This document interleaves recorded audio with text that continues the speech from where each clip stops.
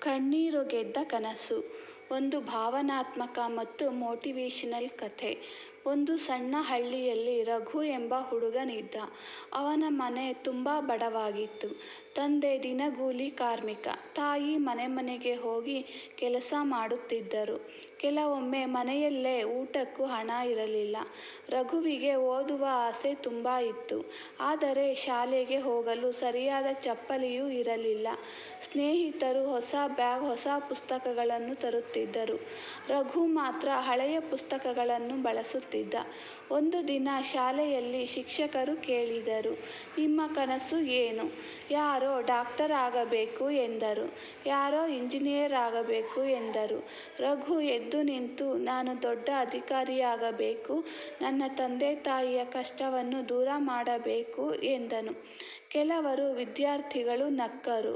"ನೀನು ಅಧಿಕಾರಿಯಾ?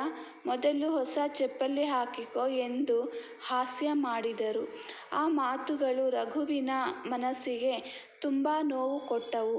ಆದರೆ ಅವನು ಅತ್ತಿಲ್ಲ. ಆ ದಿನ ಮನೆಗೆ ಹೋಗಿ ಒಂದು ನಿರ್ಧಾರ ಮಾಡಿದ್ದನು.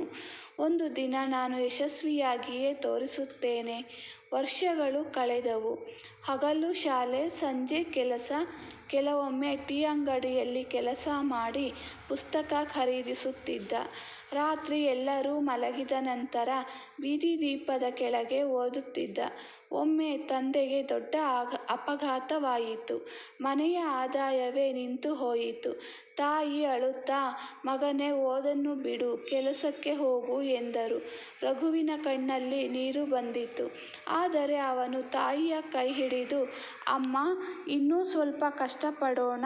ನಾನು ಓದನ್ನು ಬಿಡುವುದಿಲ್ಲ. ಒಂದು ದಿನ ನಮ್ಮ ಜೀವನ ಬದಲಾಗುತ್ತದೆ" ಎಂದನು. ತಾಯಿ ಮೌನವಾಗಿ ತಲೆ ಆಡಿಸಿದರು. ಅದರ ನಂತರ ರಘು ಇನ್ನೂ ಹೆಚ್ಚು ಶ್ರಮಪಟ್ಟ. ಮೊದಲ ಪ್ರಯತ್ನದಲ್ಲಿ ದೊಡ್ಡ ಪರೀಕ್ಷೆಯಲ್ಲಿ ಸೋತನು. ಎರಡನೇ ಪ್ರಯತ್ನದಲ್ಲೂ ಸೋತನು. ಹಳ್ಳಿಯ ಜನರು ಮತ್ತೆ ಹಾಸ್ಯ ಮಾಡತೊಡಗಿದರು.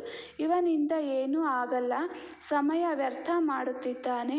ಆದರೆ ರಘು ಸೋಲನ್ನು ತನ್ನ ಗುರು ಮಾಡಿಕೊಂಡನು. ಮೂರನೇ ಪ್ರಯತ್ನದಲ್ಲಿ ಮತ್ತೆ ಪರೀಕ್ಷೆ ಬರೆದನು. ಆ ದಿನ ಫಲಿತಾಂಶ ಬಂದಾಗ ಅವನ ಹೆಸರು ರಾಜ್ಯದ ಅತ್ಯುತ್ತಮ ಅಭ್ಯರ್ಥಿಗಳ ಪಟ್ಟಿಯಲ್ಲಿ ಇತ್ತು. ರಘು ದೊಡ್ಡ ಅಧಿಕಾರಿಯಾಗಿದ್ದ. ಸುದ್ದಿ ಇಡೀ ಹಳ್ಳಿಗೆ ಹರಡಿತು. ಒಮ್ಮೆ ಅವನನ್ನು ನೋಡಿ ನಕ್ಕವರೇ ಈಗ ಅಭಿನಂದನೆ ಹೇಳಲು ಬಂದರು. ಆದರೆ ರಘು ಯಾರ ಮೇಲೂ ಕೋಪ ಇಟ್ಟುಕೊಂಡಿರಲಿಲ್ಲ. ಅವನು ನೇರವಾಗಿ ಮನೆಗೆ ಓಡಿದ. ತಾಯಿ ಅಡಿಗೆ ಮನೆಯಲ್ಲಿ ಕೆಲಸ ಮಾಡುತ್ತಿದ್ದರು.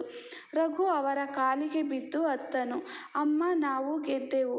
ತಾಯಿಯ ಕಣ್ಣಲ್ಲೂ ಕಣ್ಣೀರು. ಅದು ದುಃಖದ ಕಣ್ಣೀರು ಅಲ್ಲ, ಅದು ಸಂತೋಷದ ಕಣ್ಣೀರು. ಕೆಲ ತಿಂಗಳುಗಳ ನಂತರ ರಘು ತನ್ನ ಹಳ್ಳಿಯಲ್ಲಿ ಬಡ ಮಕ್ಕಳಿಗಾಗಿ ಉಚಿತ ಗ್ರಂಥಾಲಯ ಕಟ್ಟಿಸಿದನು. ಉದ್ಘಾಟನಾ ಸಮಾರಂಭದಲ್ಲಿ ಅವನು ಹೇಳಿದ ಮಾತು ಎಲ್ಲರ ಹೃದಯ ಮುಟ್ಟಿತು. "ಬಡತನ ನಿಮ್ಮ ಕನಸುಗಳನ್ನು ಕೊಲ್ಲಲಾರದು. ನೀವು ನಿಮ್ಮ ಕನಸುಗಳನ್ನು ಬಿಟ್ಟಾಗ ಮಾತ್ರ ಅವು ಸಾಯುತ್ತವೆ. ಕಷ್ಟಗಳು ನಿಮ್ಮನ್ನು ನಿಲ್ಲಿಸಲು ಬರುವುದಿಲ್ಲ, ನಿಮ್ಮ ಶಕ್ತಿಯನ್ನು ತೋರಿಸಲು ಬರುತ್ತವೆ." ಆ ದಿನ ಇಡೀ ಹಳ್ಳಿ ಎದ್ದು ನಿಂತು ಚಪ್ಪಾಳೆ ತಟ್ಟಿತು. ರಘುವಿನ ಕತೆ ಒಂದು ಸತ್ಯವನ್ನು ಹೇಳಿತು. ಕಣ್ಣೀರು ತಾತ್ಕಾಲಿಕ, ಕಷ್ಟಗಳು ತಾತ್ಕಾಲಿಕ, ಆದರೆ ಶ್ರಮದಿಂದ ಪಡೆದ ಯಶಸ್ಸು ಶಾಶ್ವತ. ನೀತಿ: ಸೋಲು ಅಂತ್ಯವಲ್ಲ, ಪ್ರಯತ್ನ ನಿಲ್ಲಿಸಿದಾಗ ಮಾತ್ರ ಅಂತ್ಯ. ಕನಸುಗಳ ಮೇಲೆ ನಂಬಿಕೆ ಇಟ್ಟು ಶ್ರಮಿಸಿದರೆ ಒಂದು ದಿನ ಜಗತ್ತೇ ನಿಮ್ಮ ಯಶಸ್ಸಿಗೆ ಚಪ್ಪಾಳೆ ತಟ್ಟುತ್ತದೆ.